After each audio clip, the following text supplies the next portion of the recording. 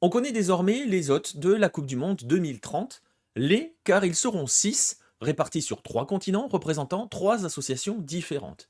Une décision qui a fait beaucoup parler, les amoureux de foot, mais pas que, et qui finalement symbolise parfaitement la relation étrange que la FIFA entretient avec sa compétition majeure, sa Coupe du Monde.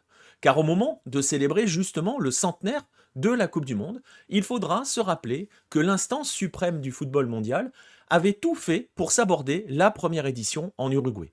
Bienvenue dans le premier épisode de la 3e saison de temps additionnel.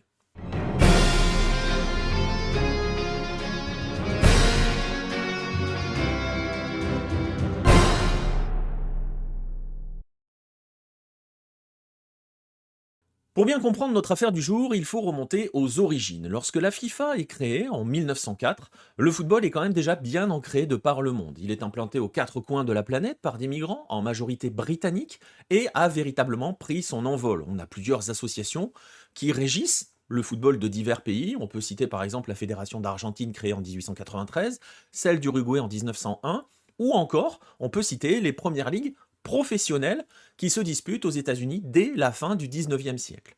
Et donc, lorsque la FIFA se crée en 1904, elle répond à une volonté des entités européennes, des associations européennes, de créer une fédération internationale européenne, j'insiste sur le mot, qui régirait une compétition continentale. En gros, pour faire simple, à sa création, la FIFA n'avait qu'une envie, c'était d'être l'UEFA. Les Britanniques ne font pas partie de cette FIFA originelle, et ils s'y opposent même, voulant garder, en gros, un football pour les autres, souvent amateurs, en dessous de leur football à eux, souvent professionnel, et qui disputent par exemple une compétition, le British Home Championship, qu'ils considèrent alors comme étant la seule à avoir le droit d'être une compétition internationale d'élite. Mais ce qu'il faut retenir véritablement, c'est que à ses débuts, la FIFA n'a aucune autre ambition que d'organiser un championnat européen. Elle n'a pas la vocation à être mondiale ou universelle. Cette vocation-là, elle est réservée aux Jeux Olympiques. Pourtant, il faut attendre 1924 pour que les Jeux Olympiques deviennent véritablement mondialistes. Alors pourquoi? Je vais vous le faire court, parce que sinon, évidemment, ça pourrait être un autre sujet, ça pourrait prendre beaucoup plus de temps. Parce que depuis leur création, les Jeux Olympiques sont aussi victimes de la tentative par les Britanniques de freiner tout développement de ce football-là, de compétitions internationales. Et ils le font en faisant pression sur le CIO et en jouant, en imposant l'amateurisme au tournoi de football, quand d'autres sports, par exemple, ne le sont pas, ou même quand les premiers tournois olympiques de football mélangeaient amateurs et professionnels.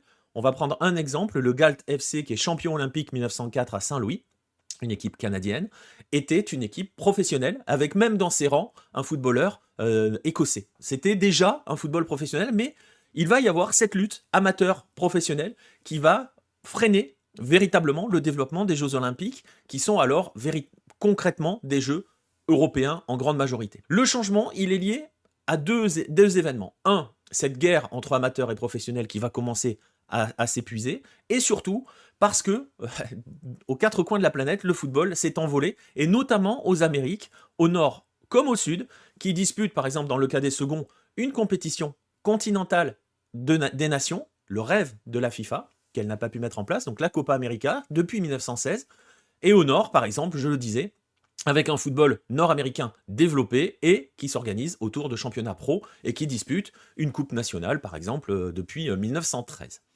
Et tous ces pays-là qui ont véritablement développé leur football, entrent petit à petit à la FIFA, soit avant, soit durant la Première Guerre mondiale, et donc forcément, ils sont à l'impulsion de ce mouvement mondialiste. Et il y a un catalyseur qui est le tournoi interallié de 1919, qui voit participer des sélections américaines, et c'est la première fois qu'un tournoi, que dans une compétition internationale, américains et européens s'affrontent dans cette compétition-là, qui est alors véritablement la première compétition mondiale de football. Ce qu'il faut noter aussi à cette époque, c'est que l'influence anglaise diminue, les Anglais quittent la FIFA en 1920, et donc permettent cette libération, cette mondialisation. Les Jeux de 1924 et dans la foulée ceux de 1928 sont donc les premiers ouverts au monde. USA et Uruguay viennent y participer en 1924. Ils rendent ce tournoi de football mondial. Ce tournoi est d'ailleurs décrit par les quotidiens de l'époque comme étant le championnat du monde de football.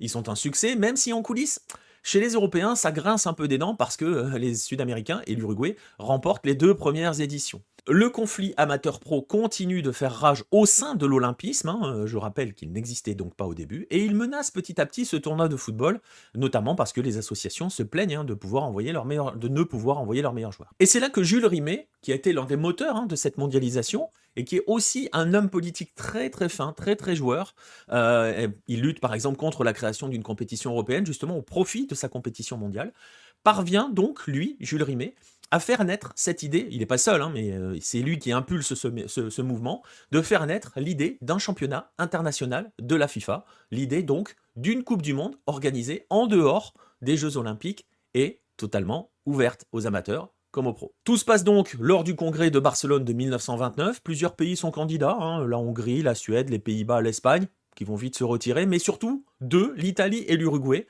pour organiser cette première compétition de 1930. Il va y avoir toute une série de jeux politiques, je vous la fais courte aussi parce que c'est House of Cards, vraiment, qui fait que l'Uruguay va hériter de la première édition.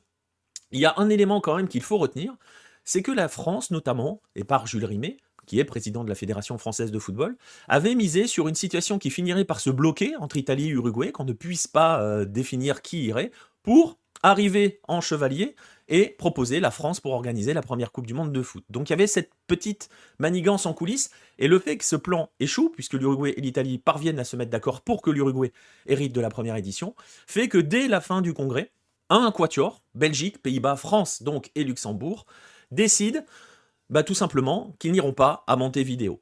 L'idée est alors assez sournoise, faire en sorte que l'Uruguay finisse par baisser les bras. Comment ? Déjà en ne s'inscrivant pas, et en retardant au maximum les inscriptions européennes, il n'y en a pas, et en fixant des exigences de plus en plus importantes. En gros, en mettant le plus possible de bâtons dans les roues du futur organisateur. Rimet, je le disais, fait partie de cette opération, et conséquence, à 4 mois du coup d'envoi de la Coupe du Monde, il n'y a aucun pays européen encore inscrit à celle-ci.